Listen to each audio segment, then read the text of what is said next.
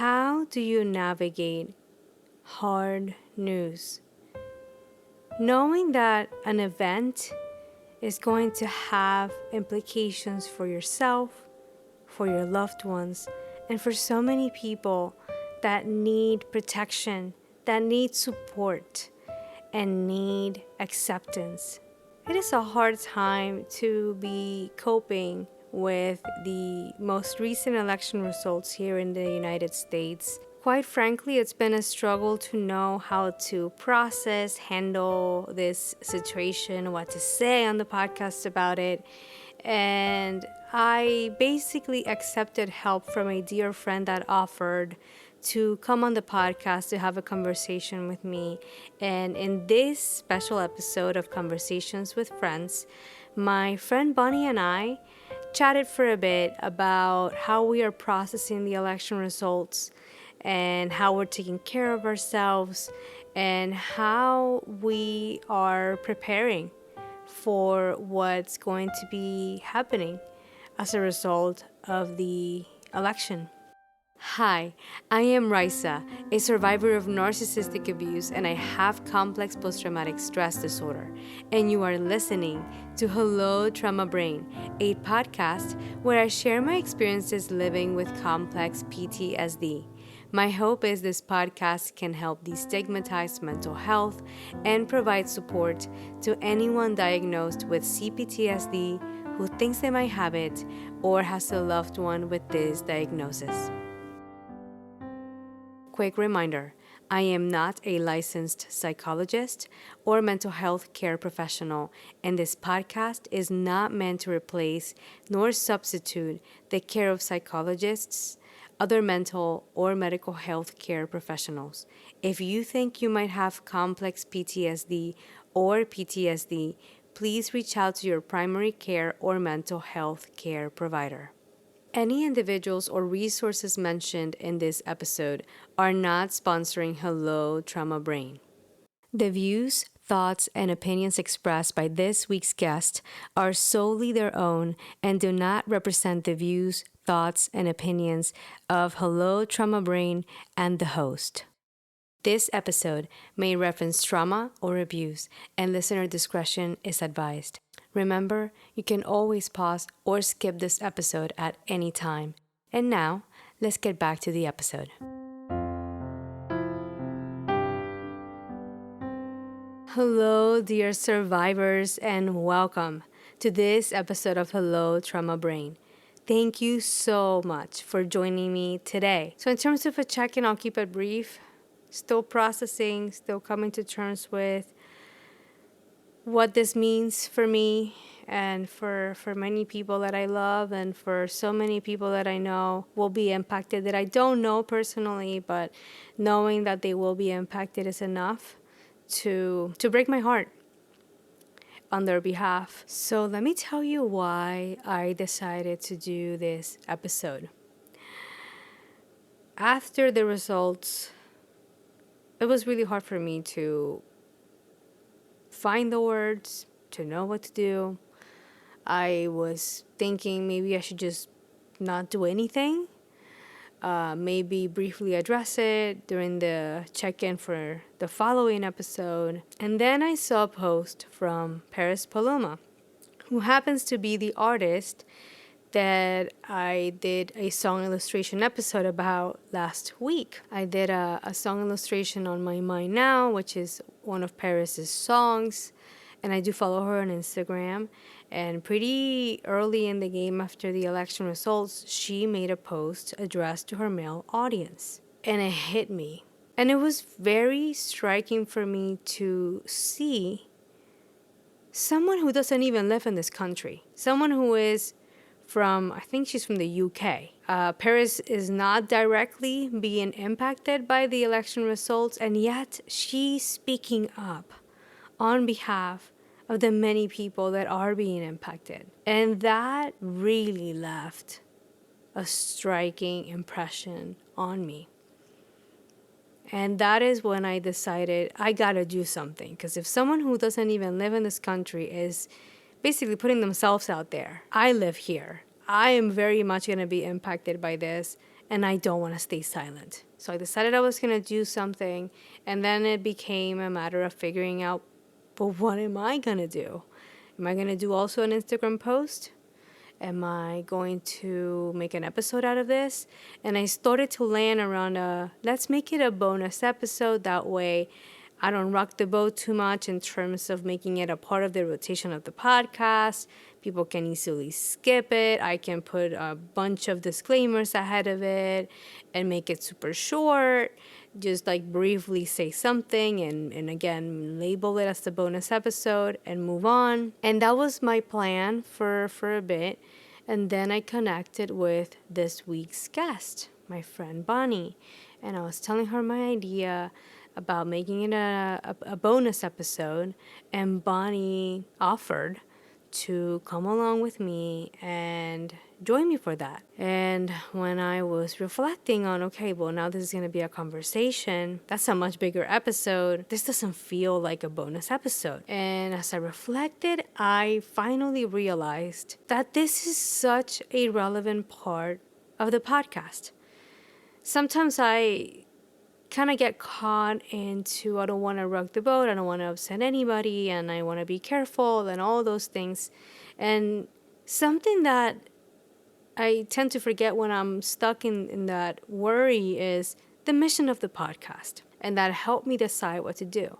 This podcast was created to help me exercise using my voice to stand up against abuse, injustice, hate, mistreatment of others. This podcast is to help those that don't have a voice feel seen and heard and that they are not alone. That's what this podcast is about.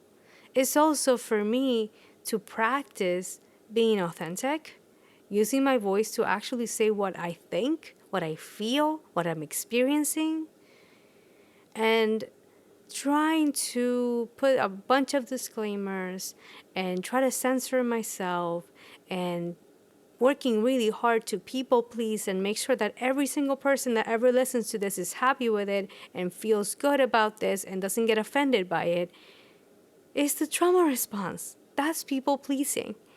I cannot make every single human being in this planet happy with my content. This content is very specific, is very niche, and it's not for everybody. And that's okay. And sitting with the discomfort of I might piss off someone with this episode is the exercise. Am I scared of releasing this episode? You betcha. Earlier today, I started doubting myself again, and I thought, maybe I'll pull it, or maybe I'll cut this thing off, maybe I'll cut that thing off, and maybe I should add a few more disclaimers or something. And I'm just going to stop all that and just exercise being spontaneous, and I'm going to exercise just showing up. And if I screw it up, if someone has feelings about it, if someone unfollows me because of it, that's okay. That's okay. Anyone is in the right to decide when this podcast serves them, when it doesn't. I will say, a few weeks ago, I did an Instagram post where I pretty much made it very clear where I stood in terms of the election. And there was a troll. I got a troll DM. And it wasn't even a podcast follower, not a member of this community. And I won't say what they said here because, quite frankly, I feel like that spew of poison should not be spread around. But it did hurt. It did like, I felt it in my chest. I felt it in my heart like, ooh. I know that was meant to hurt, and it sure landed as such.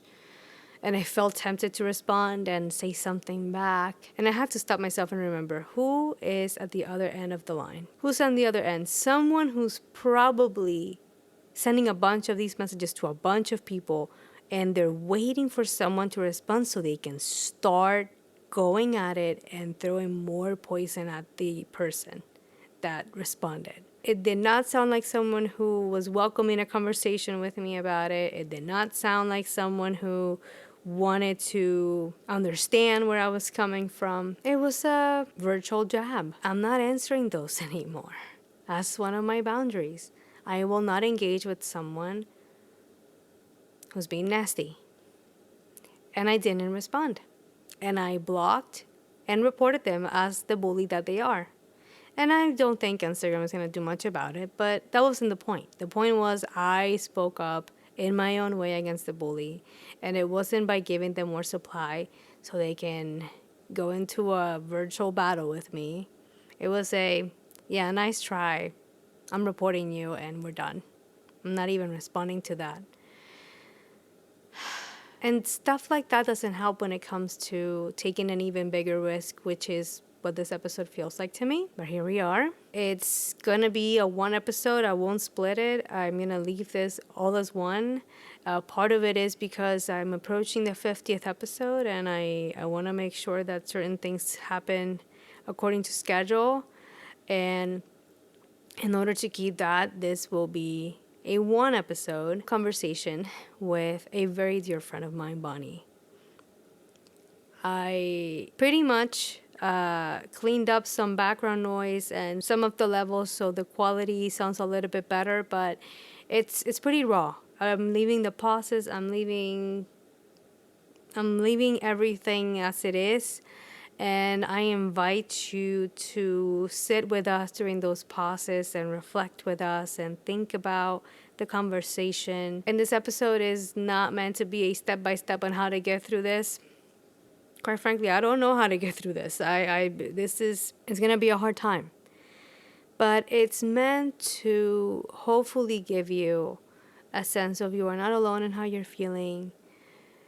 This is what we are trying, and you're welcome to try it too. And if it works, amazing. If it doesn't, I really do wish that you find something that works for you, because during this time we're going to need a lot of support, and that's okay. And I'm going to reel myself back from continuing to disclaim my way through this intro, and I'm just going to go ahead and share with you this conversation I had with my dear friend Bonny for this special episode of Conversations with Friends.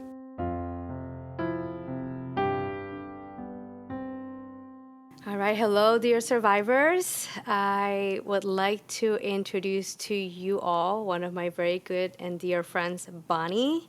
We're doing this conversation completely impromptu. We decided to do this at the last minute because we thought it was really important to have this conversation and share it. So that being said, Bonny, thank you so much for joining me for this conversation. How are you feeling today? Thank you for allowing me to come on and inviting me into your space. I mean, honestly, I am nervous.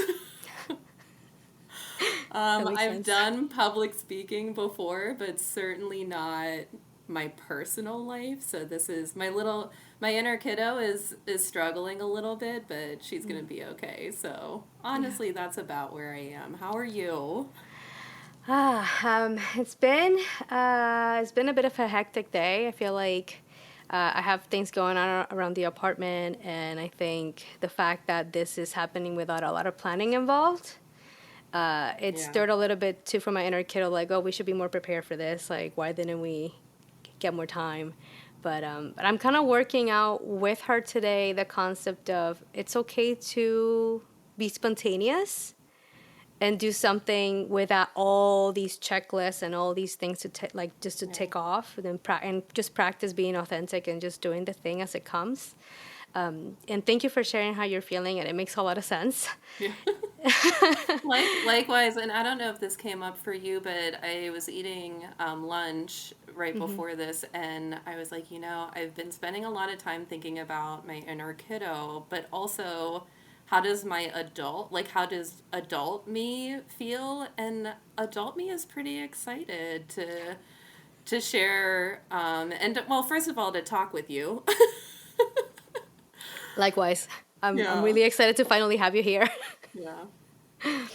I know we've talked about doing a proper conversations with friends, and that will come, but I feel like with the way that this week went down, just to kind of give some context to the listeners, you and I had a conversation 2 days ago, and we were catching up, and it's a little inevitable not to end up talking about what happened on Tuesday with the election results.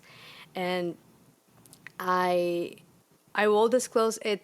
I didn't know how to do this. I thought about making it a bonus episode. That was the initial plan. I was like, I should make it separate from the podcast realm, and that way people can choose to skip it. And then you offered very wisely to be a part of this too. And when you did that, it shifted things for me. And what came up was like, why am I making it separate? This is part of what the podcast is supposed to be. The podcast is supposed to be about speaking up and using my voice to show up as I truly am, and to like censor myself and make this into like a little afterthought bonus 5-minute episode just didn't feel right anymore. So I'm very glad that you offered to be a part of this, because I think I needed that little nudge to take a bigger step than what I would have done initially. I I want to check in with you. I think at this point, I probably have recorded something that kind of gives the listeners an idea of what we're going to be talking about today.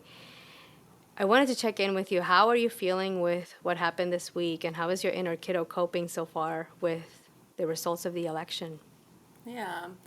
Well, I mean, obviously we had talked and agreed to do this, and since then I have been really thinking about kind of gathering my thoughts and gathering, what I want to say. And I think there's two maybe things that I really wanted to say up front, which is that there are policy ramifications the from the election that are going to, I was about to say I think, but I'm going to say are going to be really challenging and harmful for myself as a woman and the way that I live my life, and for people that I care about. And even though that's not what we're talking about today, the policy piece of it, it felt very important for me to say that like that is a significant part, and that fear is valid. And to me, the narcissistic aspects of this that I want to talk about today are like an added layer on top, like not at all replacing any of the real like fear and for what could happen. So I did want to make sure that I said that up front.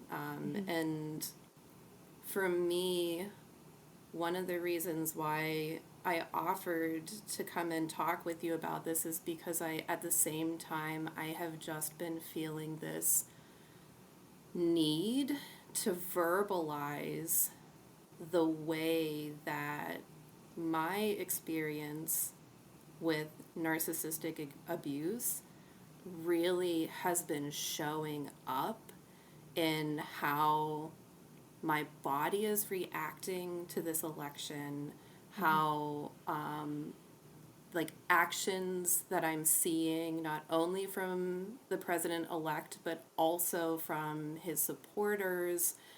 And the reality for me is that I am going to experience some of this administration as abusive and like as narcissistic abuse. I'm going to experience it that way, because there are way too many parallels from the way that I was treated as a child and the things that are happening and being said through this election cycle, and which will continue, over the next 4 years. So that's really what I'm feeling right now, is this combination of really deep fear and heartbreak, quite frankly, around what happened, and also really trying to prepare myself for this added layer of narcissism that is coming through, and I think is going to continue to come through. Thank you for sharing so vulnerably what you're dealing with right now. And I want to hold space for one of the first things you mentioned, which is though yeah, we're not gonna really dive into policy by policy what we're expecting to see in the next 4 years coming our way. I do want to hold space for how scary it is, like that unknown, that not knowing exactly what's gonna happen, and being aware of the potential things that might happen can be very overwhelming. And I don't think we're alone in feeling that heavy weight and having that, I'm gonna call it grief. Like I feel like a part of me is already grieving what could potentially happen. And it's it's something that I've been sitting a lot with this week. And it's actually something that I mean, I'm still struggling to do it, but I've been trying to set some boundaries with my inner kiddo about it, because my inner kiddo has a lot of feelings about it, and she's very prone to try to anticipate what could happen and start to create a plan, and us, and like we could do this, we could do that, and we can do, X, Y, and Z. And there's a lot of energy that my inner kiddo can put into going down that rabbit hole. And I'm not trying to say that there is no rabbit hole, that there's no way any of those things could happen. Like let's be real. These were really bad news on Tuesday. And I I feel like personally I've gone into this recharging cocoon state. And I'm gonna use the words I happened to have a therapy session on Tuesday morning with the group. And one of the things that our therapist threw our way was like becoming your own inner calm harbor during this time. And that really stayed with me, because I, like, ever since I heard him say that, that's how I feel like I've been navigating the past few days. Like everything outside is chaotic, and there's a lot of really bad things in the horizon potentially.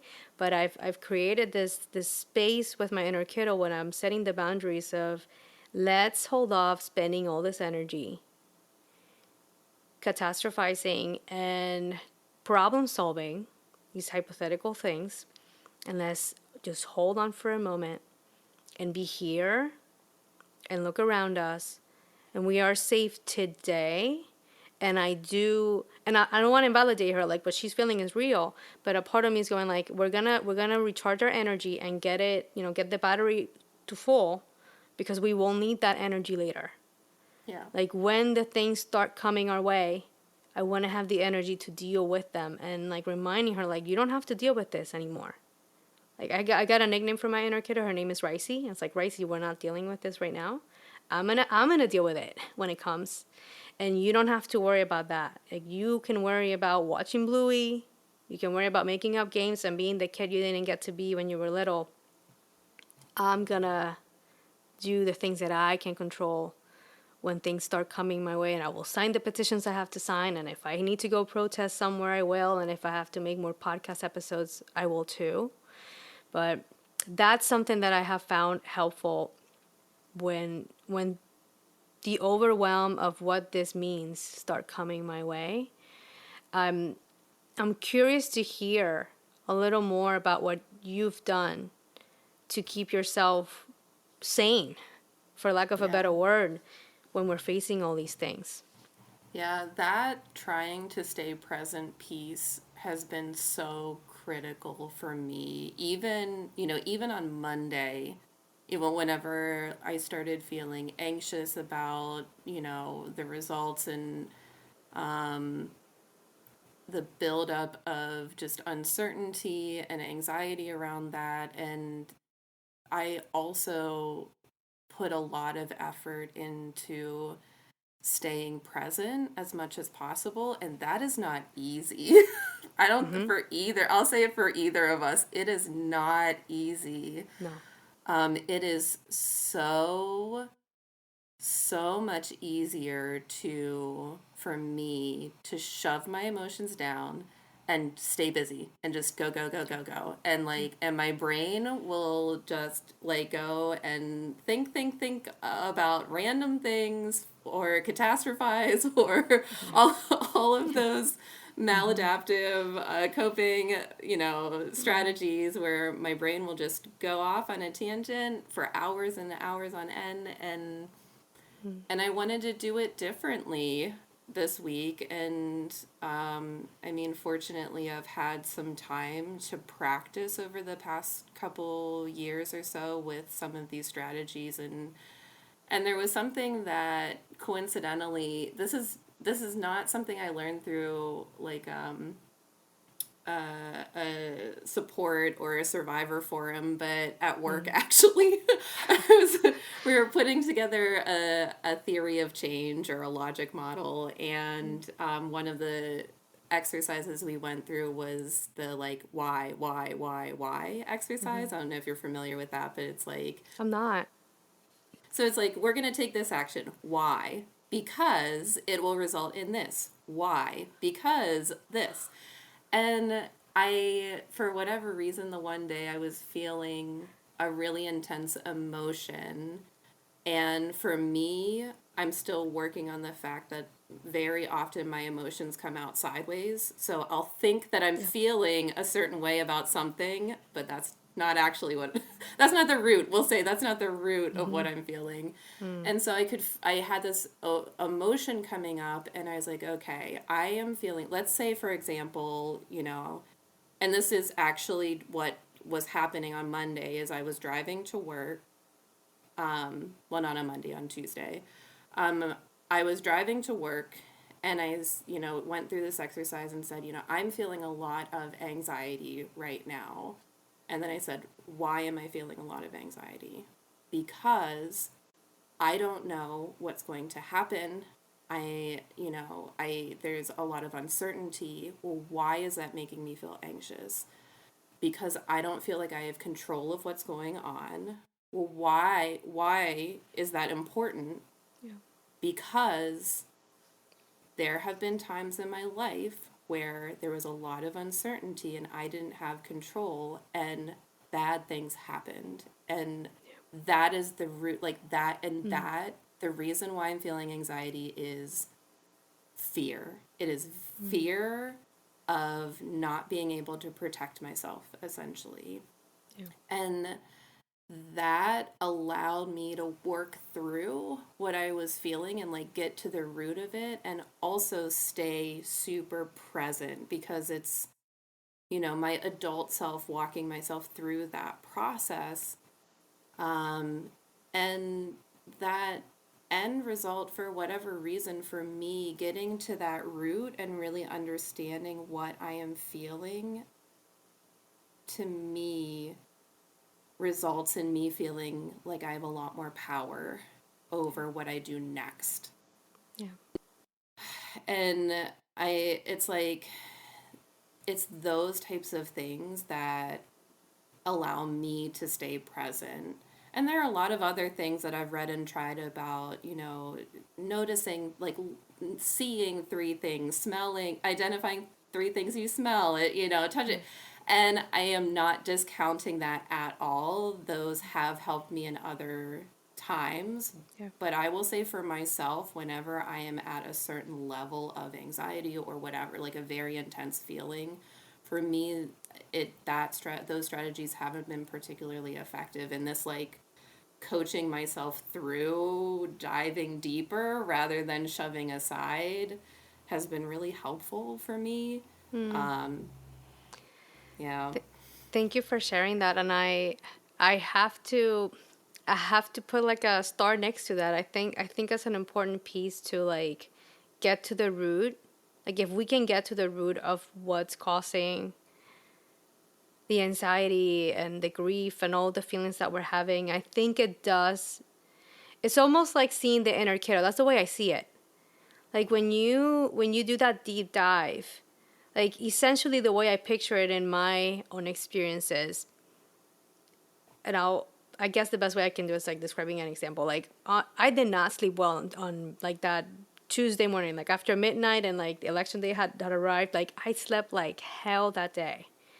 And my group therapy starts at 6 a.m. So I woke up like cross-eyed, exhausted, and I showed up to the group crying. I cried through most of that session.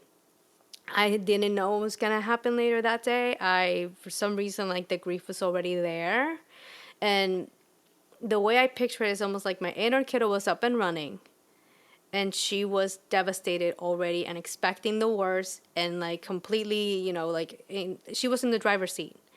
And what happened in that session was we did these role plays, and when the role play wasn't even about the election, the role play was about how I don't let love in and where that originated from.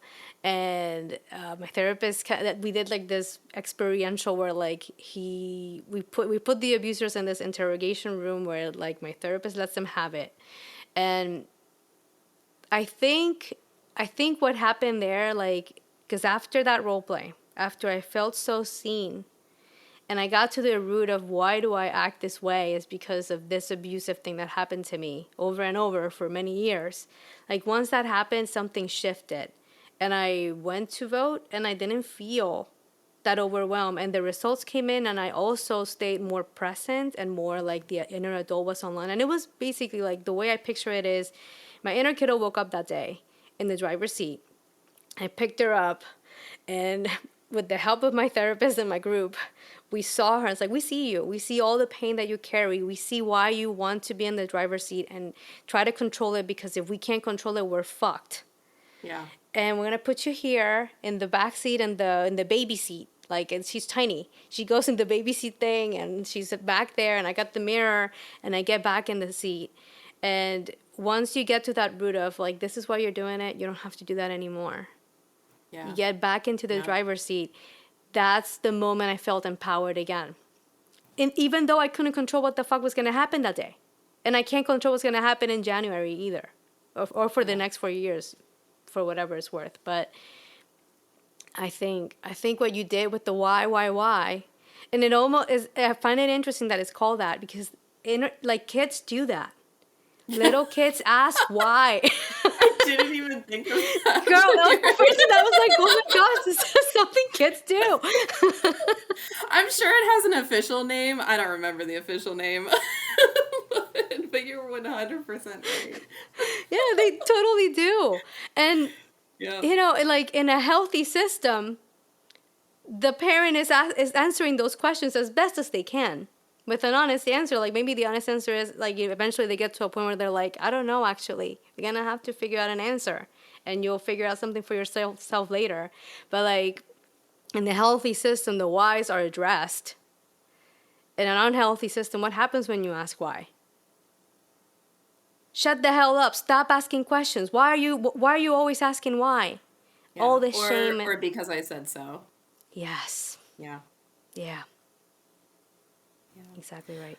But you hit on such important parts of it, is like, it's both validating and saying, I see you, and also this, like, our present is different and we're going to take care of it. Like, that resonates with me so much. Of that's also what I experience when I go through that exercise, is it really is validating of what happened to me and where these emotions are coming from. Yeah. And also gives the space for me to say, this present is now different. I have more control over the decisions that I make, over my life as a whole. And I have, that's probably where the feeling of like power comes from at the end of it, or empowerment comes from at the end of it, is being able to recognize that I have a lot more power to make the decisions that I need to make in order to be safe, quite frankly. Yeah. And I want to take a moment, because I really don't want to forget saying this. I want to take a moment to say, like, for anyone listening, if you're really struggling with this, first of all, any woman listening, trans person, any minorities, any person that is on the end of what we could interpret as a lot of hate that has been thrown their way. You're so safe here. You're so loved here. And I like this conversation is not to invalidate how you're feeling. Like whichever way you feel, and if you're not feeling empowered right now, like it doesn't mean you're doing it wrong. If you're not feeling a sense of, oh, I can recognize where this is coming from, and you actually have like a question mark, like it's just standing in front of you and you can't figure it out, you're not doing it wrong. There's nothing wrong with you, and we all have our own way to process what's happening. And the reason I wanted to come on here with Bonnie today was to offer some alternative ways to try to cope with this. And hopefully it helps you in some way. And if it doesn't, may you find something that is helpful to you, because it's a hard time to be alive right now in this country. Like seeing what's going down. And I wanted to share something I did. I've done 2 dialoguing sessions with my inner kiddo so far this week. And dialoguing, just a quick recap for those of you that are new to this, it's an RRP, relationship recovery process exercise, where you're dialoguing with your dominant hand as your inner adult and your non-dominant hand as your inner kiddo. And in my session, one of the things that came up was what the election results meant for my inner kiddo, like the message she took away from them. And what came up was she felt like someone like her couldn't really get to a certain place in society. She felt that there was a level of disappointment that she was feeling, and the way she framed it was, so they prefer an abuser of women and all sorts of people to be in charge rather than let a woman sit there, even though she's more qualified. Like she took it pretty hard. And I'm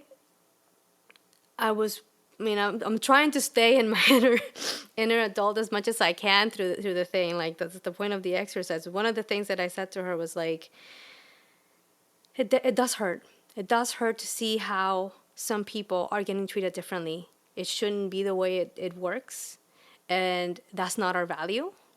Like we will the fact that other people will treat other people differently doesn't mean we have to do that too. Like we can continue to be a model and an example of nobody should be treated differently. Like we still treat other people with kindness. And another thing that she mentioned was it was a mistake. It was a mistake for a woman to run. Had she not run, we wouldn't be here. And that's the conditioning from before. The conditioning from before. Like I grew up in a society like in Puerto Rico, women and men are treated differently. Like it's not any different than a lot of places, sadly. And men get more status over there too. And it's working with her on that's not right. Just because this happened doesn't mean it was a mistake. That shouldn't have been, like, gender should have not been a part of the equation at all. It shouldn't be relevant, and it does hurt. You're so right that it hurts, but we still don't lose our values. We still don't lose our commitment to doing what we can to help change that. And I think she's still probably feeling it. It's not like I fixed it in one dialoguing session, but it's definitely been something that I think treating it as the inner child framework, like that helps me separate it a little bit more when I'm trying to navigate and make sense of it myself. And it helps me give it a different meaning too.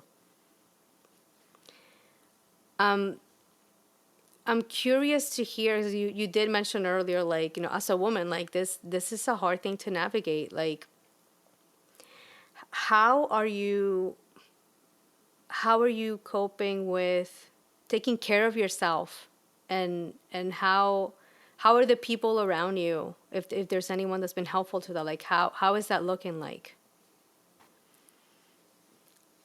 That is a great question.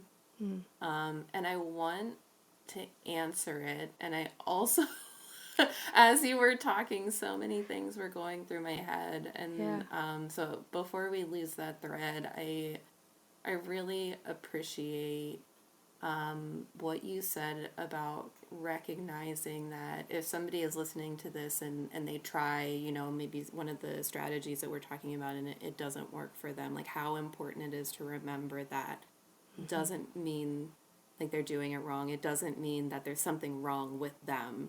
And that's part of why I try really hard to talk in the I to say this is what it was like for me, Yeah. because even though you and I have talked at length and our experiences are very, very similar, and still we experience like we different strategies work for us different, Yeah. and it the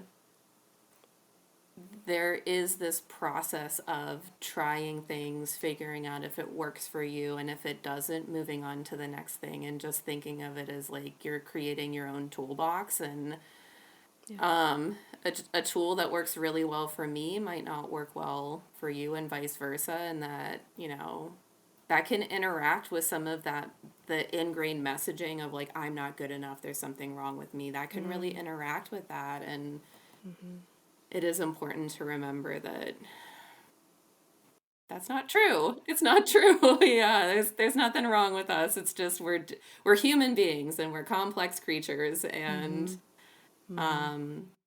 yeah, and I guess the other thing with that is that,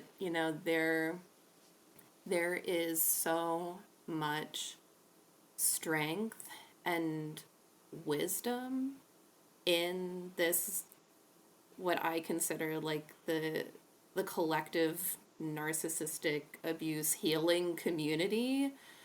There is so much wisdom in it, and like I know for me it has been really helpful following a lot of people on Instagram and talking to a lot of people, and just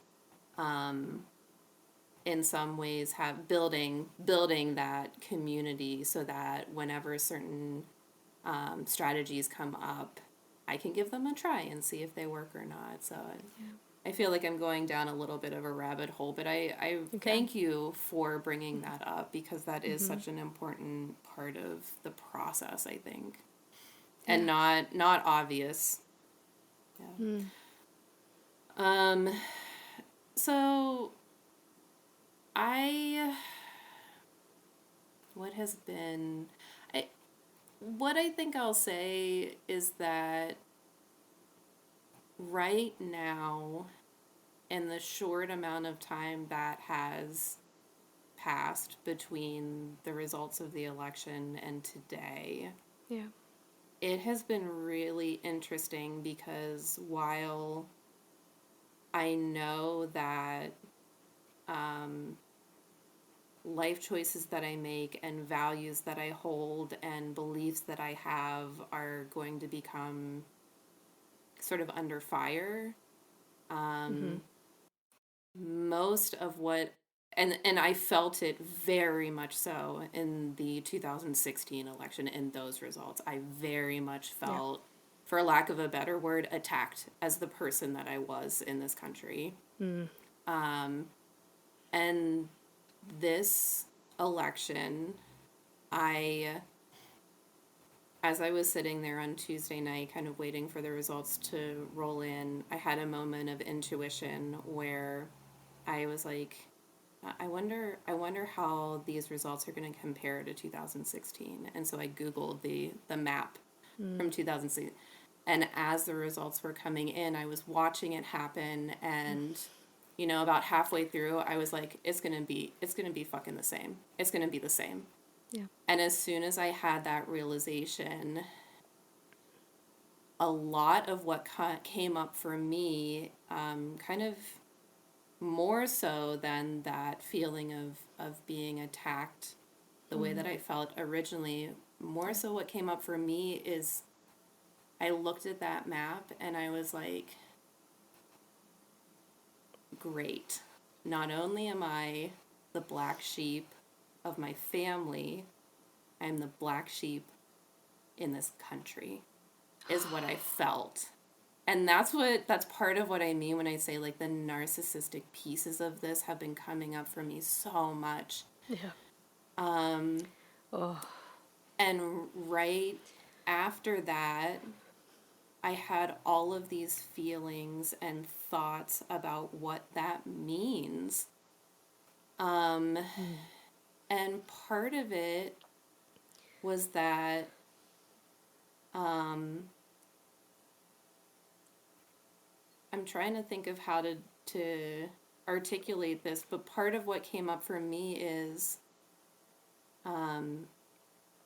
believing people when they show you they are, and not expecting to be people to be different than who they are, being open to being like surprised, but not, not expecting to be different, people to be different from who they are. And also what came up for me was that I identify as a cycle breaker in my family, and I know how hard it has been for me to take that path, and it's really challenging.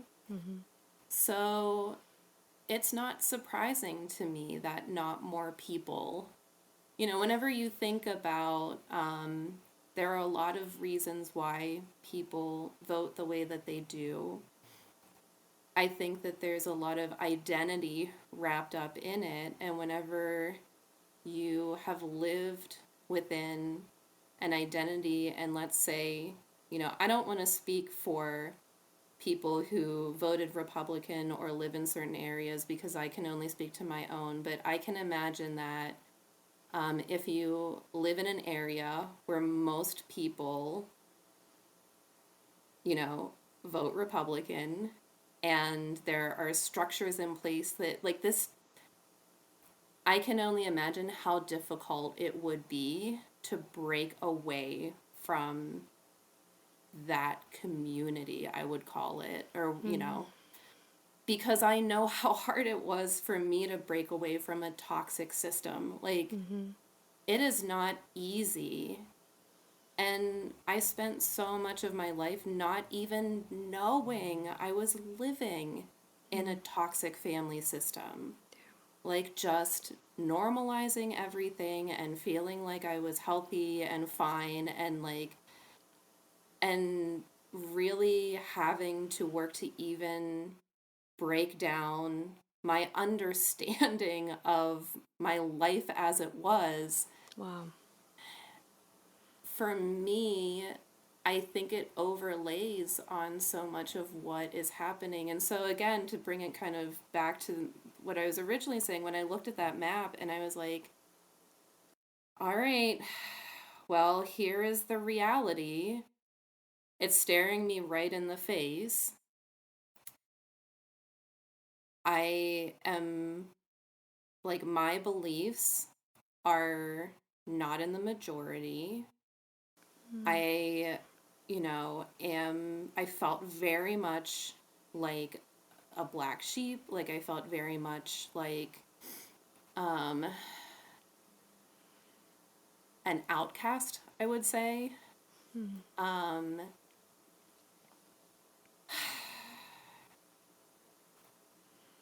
and it makes sense because I feel like having the beliefs that I have and going on the journey that I have gone on has been very, very, very difficult. And so it wouldn't be surprising to me that not more people fall into that camp. Bonnie, oh, you just like my brain got blown, and I'm still like processing what you just did.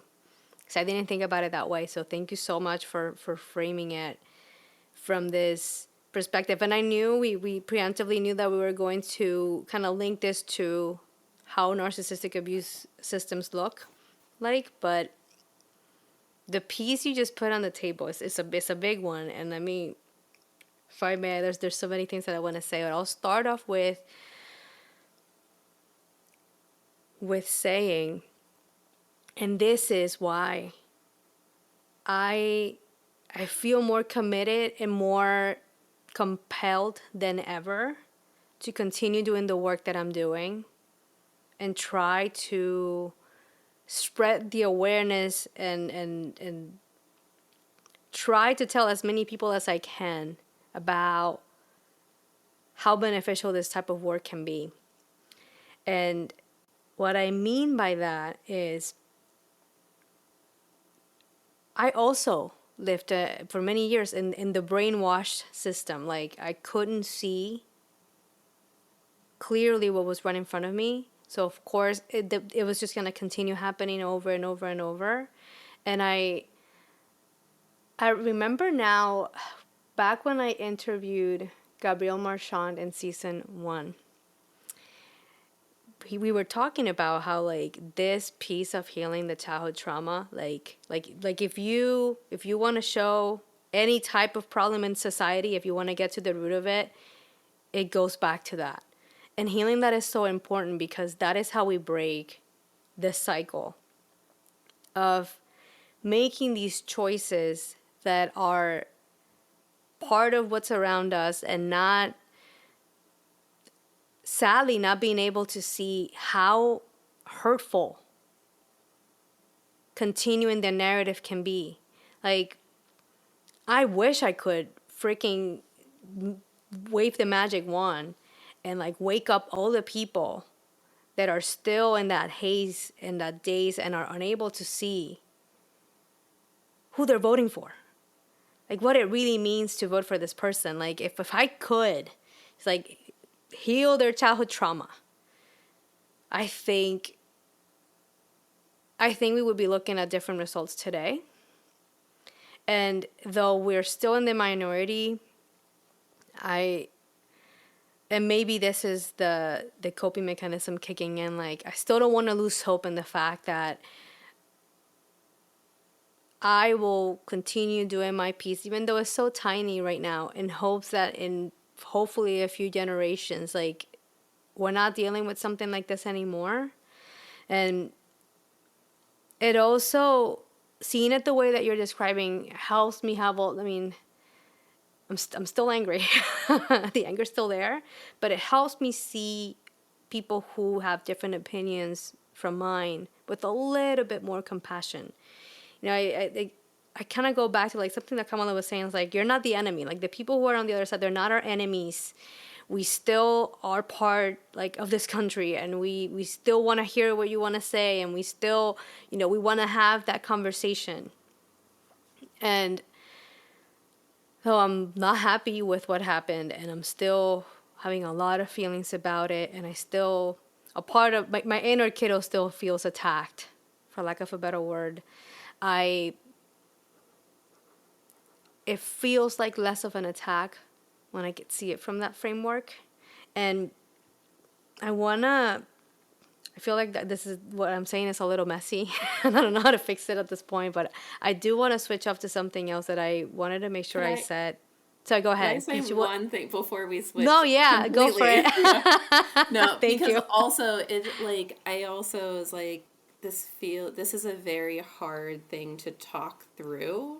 Yeah. And I would say before we switch completely, I wanna maybe be clear about saying that I cannot say that everybody who voted a certain way, it's because they have unhealed trauma. Like, I don't, first of all, I don't think that's true. I think certainly some individuals do. For me, it goes back to what I said at the very beginning, is that this feels to me like an added layer on top. So for people who may have like voted a certain way, it very well is probably because they felt like they were aligning with their values and their priorities in their life. And on top of that, to switch completely would be like making the choice probably to switch out of an entire community. And that to me is the part that I don't necessarily hear people talking about a whole lot whenever it's like this idea of um, I think what I get the sense is that a lot of people think that it would be an obvious choice to not vote for Trump because of all of these reasons why we think he is a really harmful person. And it feels so obvious and it feels very it feels like how could they even vote for him? How could they not? But I do think that there's a reality that there is much more that would go into a choice to vote against him than maybe comes to mind. And I think that's what I'm trying to articulate is that like I know how hard it is to leave an entire community of people I grew up with, my family, like I grew other, organizations that I was a part of. I know how hard it was for me to leave an entire system that was no longer serving me. And it took the fact that it was no longer serving me and felt very harmful to me in order to get me to claw my way out of it. Yeah. And if there is this overlay on top of this decision to vote, Republican or Democrat, on top of that you have this added layer of community and identity. I don't think that it's an easy decision, or I don't think it's an as easy decision as we think it is, or as we talk about. I Thank you don't for. know if that makes it feel any better or worse. I think it's a part of the radical acceptance of what's happening. Yeah. I I think I want to focus on the radical acceptance piece. I need to sit with like what you said, and it makes sense to me to see it in that way, and I feel like the best thing that I can say about it now is it's so complicated. Yeah.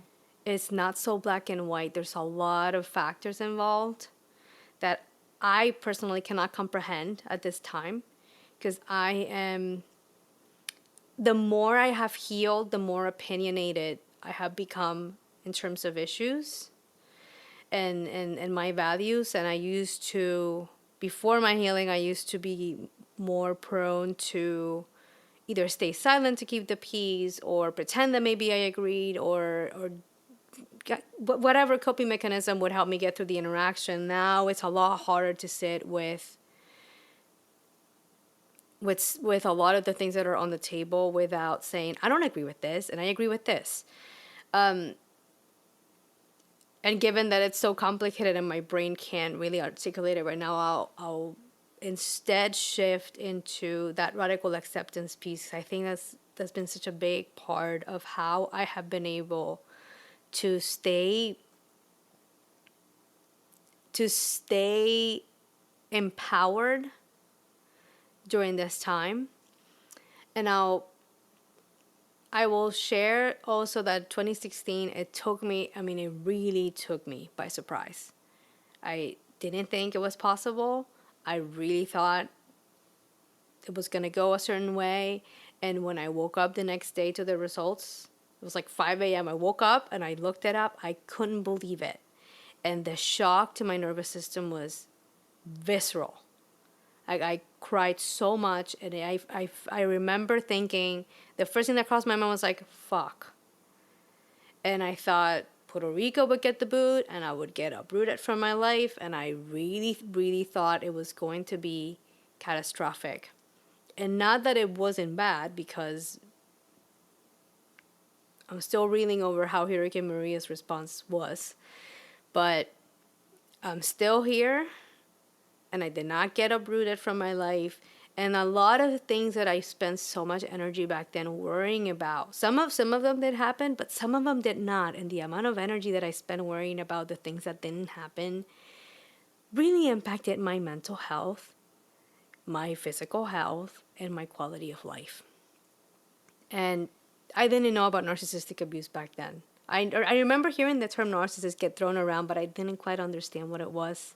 I didn't know about Ramani back then. I I know a lot more now this time around. And it was something you said when we were talking earlier this week, which was like, we've been preparing for this. Like, this is what we've been preparing for. We've been training for this moment.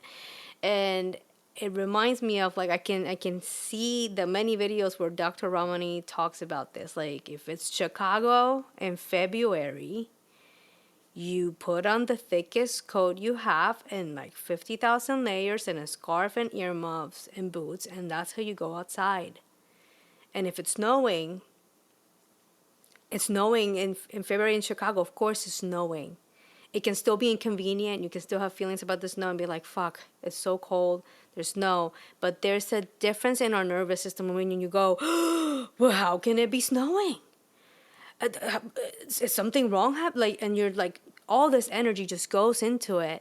And if it was snowing in the middle of July, that's a little bit more like, wait, why is it snowing in the middle of July? But if it's February, it's not that snow is not inconvenient anymore, and there's, you got to be more careful on the roads and all that. Like, not having that extra layer of overwhelm can make a difference. And I definitely felt a difference this time around. Like, when I started seeing the results turning, like early on, I was like, oh man, you gotta be kidding me. Like, fuck, I think this is gonna be the thing again. And it was. And even though I still have a lot of feelings about it, I am not where I was in 2016, where I was like, oh my, what? Like, how could this be? It's more of like, oh man, wow, again, huh? Okay, I guess we gotta get the code out of the closet. And that radical acceptance has really changed a lot of how I felt about what's happening right now. And it helps me conserve energy. Like, now my energy, instead of going out all this week on, oh my gosh, it's like it's going into, okay, but I guess we gotta get another battery and start charging that battery, because we're gonna fucking need it in the next 4 years. And we're charging it right now. We're not waiting for the change and the transition of power to come in. Like, we gotta get ready, because this is the war. Like, this is we lost another battle, but we still have more fights in front of us. And to me, it's not over. And I want to be ready to be a part of the fight as it unfolds. Yeah, 100%. And I, as a friend, even knowing you for the relatively short period that we've known each other, you are ready. Like, and that's not to say it's not gonna be hard. Like, this is gonna be really hard, but it has been so amazing watching your healing journey happen, and watching everything that you have been putting in place and confronting and working through. I would say even in the past year, there's so much more that you have at your disposal. And I'm glad that you recognize that. I hope that doesn't come off as sounding condescending, because I feel it for myself too, but I want to make sure that I recognize, like, and validate the fact that, like, this is it feels like the same battle, but I think for both of us, where we are it's a different ball game. Yeah. I don't think it was condescending for the record. And I have a similar admiration. Like when I hear you talk about, well, let me start off with saying I've seen the earlier stages of your healing journey. And even though it has not been a long time, I have been able to witness during that little time all the growth you've done. And it really, even hearing you talk this week, like when we were connecting, I remember I kind of preemptively went into it like, okay, I got boundaries with the election stuff. There's only like, I cannot go through the rabbit hole of what this is gonna do in the next 4 years or what people are expecting for it to bring. And that's a boundary I'm still holding with myself and with other people. But when we started talking, inevitably we still went into that. And I want to apologize because I feel like I kind of set a boundary and then I kind of broke it by talking about how I felt about it anyway. But truly, hearing you talk this week about how you navigated it was so impactful to me. Because up to that point, I almost felt a little bit alone. Like a part of me was carrying a little bit of like, I feel like I should be more wrecked about it. And I feel like I should be crying my eyes out right now. And why am I not crying? Is there something wrong with me? Like there's always something wrong. We always turn it into ourselves somehow, even if it's a healing milestone. We somehow in the milestone go, boy, it has a chip right fucking here. And I didn't know I needed it, but I needed to talk to you so much this week. Because when I heard that you were having a similar experience, it almost was like for me like, oh, okay, so there can be space to hold a sense of empowerment, and the healing can help with this too. Because I didn't set out to heal so I could handle election results. Like that was not, who the fuck goes into healing for that? I went to heal for my original stuff. And it surprises me how the work that I've done still shows in that, and I can see it also for you. And even hearing you talk, you've given me a lot of perspective, and you've placed a lot of pieces that I didn't even think about. So I want to thank you for that as well. And also for everything you've shared here so far. I am letting myself hear that. Go for it, because I think I need to hear what you said to me too. And I didn't sit with it very long.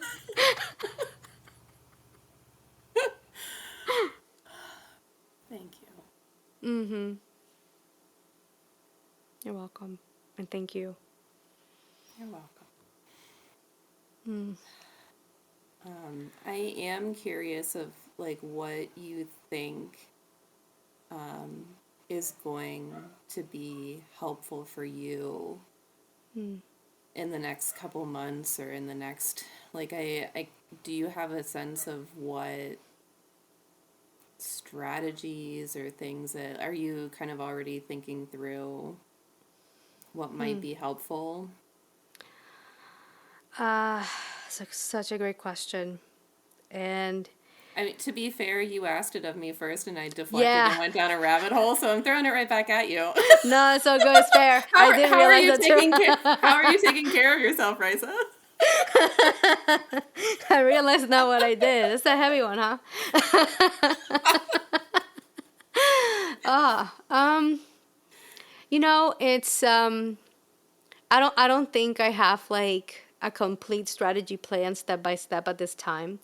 What I do have though is I I know I'm gonna have to do a lot of inner kiddo parenting during this time.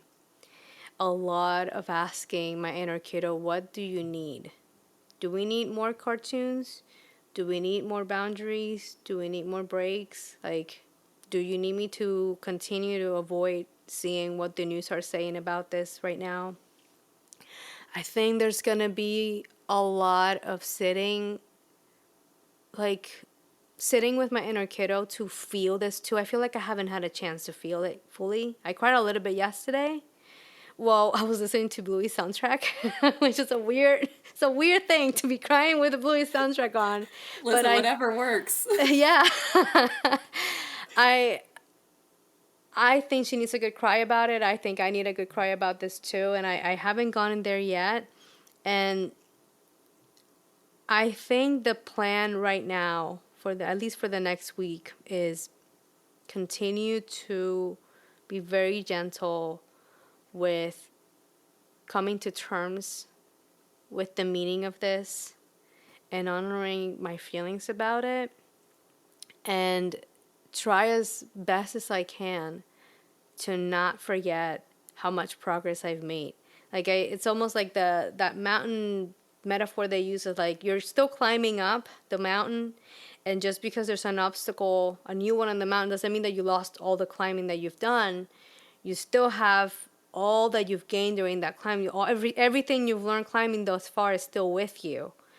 This is going to be a new challenge where I will have. I'm at the end of these 4 years. I'm gonna end up with more tools in the box. I know more tools are gonna have to come into the picture to get through this, and I saw this online. Noah Kahan shared this on Instagram. It was somebody else's post, but it was something like. I'm gonna paraphrase it and butcher it probably, but it was something about like the climb got steeper, but like we can still climb. Like even though it's gonna be a harder climb, we can still keep taking steps towards it, and that's really what I think I'm gonna be dealing with. And I think the search for tools, it's get to be determined. I don't know what tools are gonna come my way, but I know I'm gonna have to look for some for sure. Yeah. I love I love that. One of the first things that you said was like allowing space for feeling what you need to feel, because I really am, that's part of the fear that I have tied up in all of this is, I, part of the narcissistic abuse that I experienced as a kid was like the ridicule and minimization of emotions. Like essentially, we weren't allowed to show emotion. Um, that my narcissistic family member was allowed to show off the full range of emotions, but we weren't allowed to. And there is a lot of um, shame attached to feeling emotion. And that is something that I think is going to be one of the most challenging pieces of the next 4 years, is just seeing over and over and over and over and over again all of these messages about being too emotional, being an emotional like, and talking about having emotions in such a derogatory way, and making it seem like that I am less of a person for having emotions, and that I'm over emotional. That is that hits really hard. Um, and I feel like I'm also going to really need to leave a lot of space for not only feeling my original emotions, but also feeling what I need to feel is attached to that kind of language being thrown at me. And also, like, being aware of whenever I'm saying it to myself, and being able to work through dismantling some of that inner monologue around all of that. And I find it very hard to break my own patterns when those patterns are being reinforced from the outside. Yeah. Yeah. And that's going to be really hard the next 4 years, is that there's less of ability, like I can't go no contact with the president of the country. I can certainly rein in the amount of social media that I consume and the amount of news that I watch, but at the end of the day, there is a point where this person is going to be in the realm of my awareness. I can't just walk away completely. And so I really like that you're making space to feel those emotions now. And I feel that 100%. And that has also been something that I've been working on this week is making space for feeling what I need to feel. Yeah.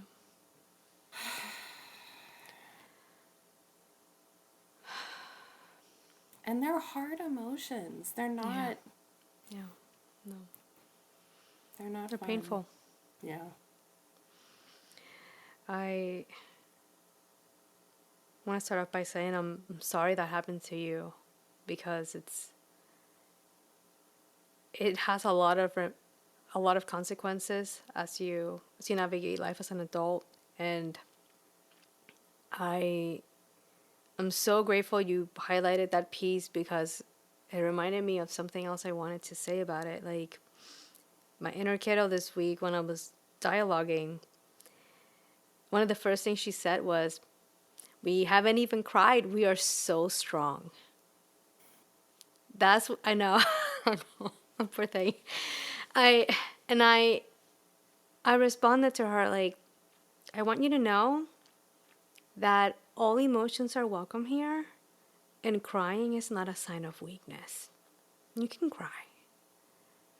That's accepted here." And she didn't cry at that moment, which means I still have to do a lot of work with that. But in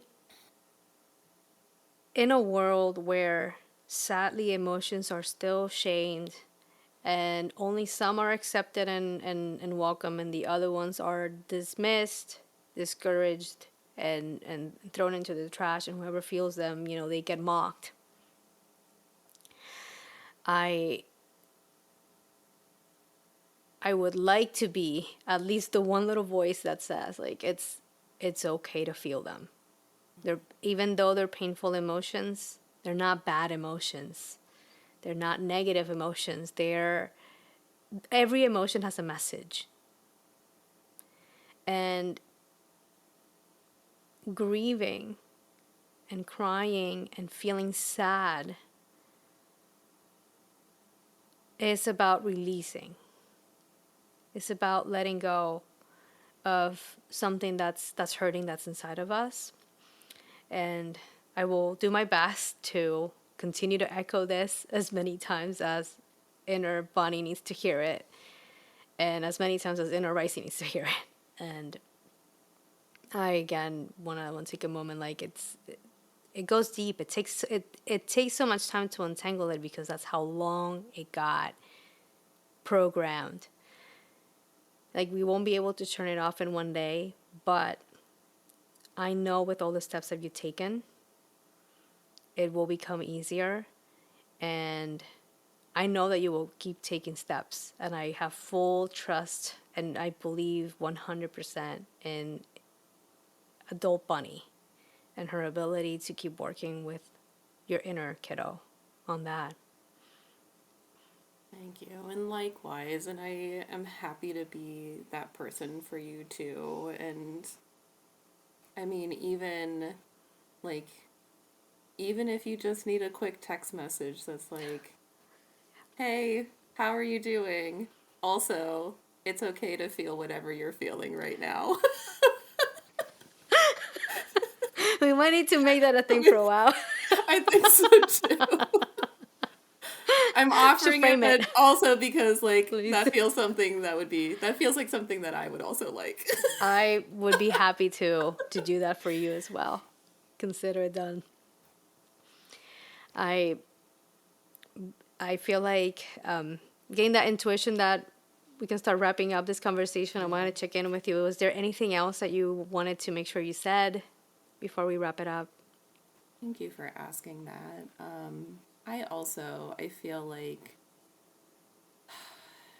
I feel like this is a good stopping point, which isn't to say that more can't be said, but it feels like a good Yeah. note to end on too. Yeah. I I will throw this your way just because it's a bit of a hello trauma brain tradition, but if nothing comes up, we can totally skip through it. I should have known this is coming. I've heard you do this. Yes, that's all right. It's so good. I usually I go if you could go back in a time machine, but I don't know, something about that right now. He's like, what time machine? Like, I feel like there's something we need to hear right now. And I'll reframe it for this special conversation and say, is there anything that you would, let me try that again. Is there anything that you would tell your inner kiddo that you think she needs to hear at this time?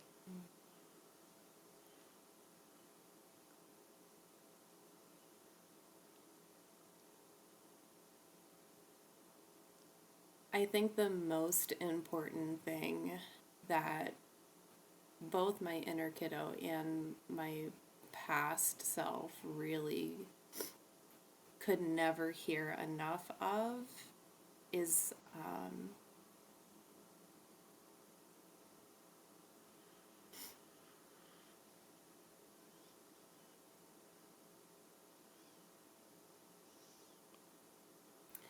how amazing she is.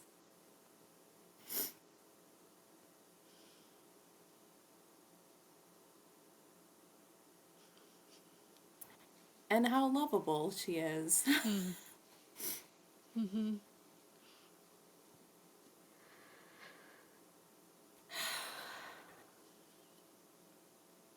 Thank you so much.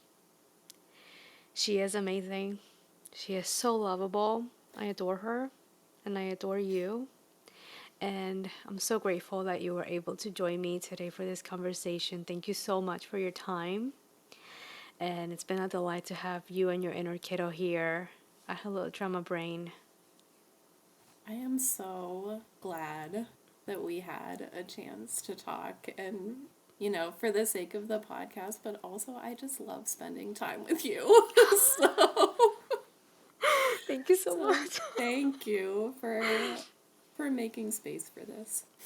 Absolutely. I'm so glad you suggested this. And likewise, I love spending time with you and getting to know you better. And I feel like I got to know you better today through this Likewise. conversation. Thank you so much, Bonnie.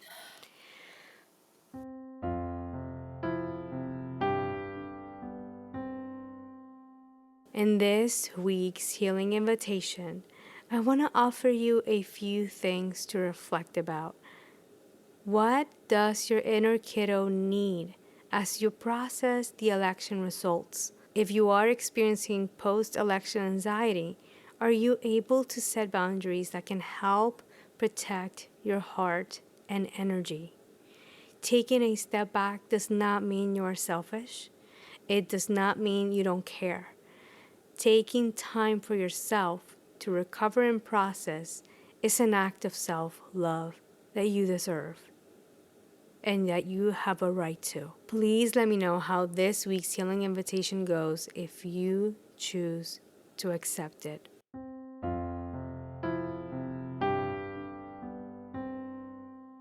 Before we wrap up this episode, all music and production is courtesy of yours truly.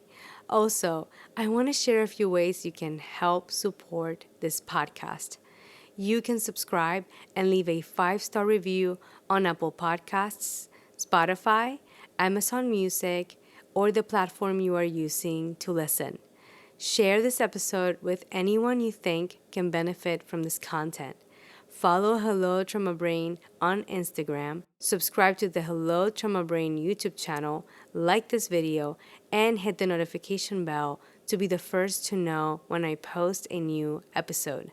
And you can make a donation by getting me a coffee. No worries, all links will be provided in the show notes. Thank you for joining me and Bonnie today. We hope you found this episode helpful. We wish you the best as you process the election results. It is time for our farewell affirmations. I invite you to repeat after me. I welcome the belief that I am enough. I am lovable. And I deserve to heal. I wish you a gentle week and thank you for your presence.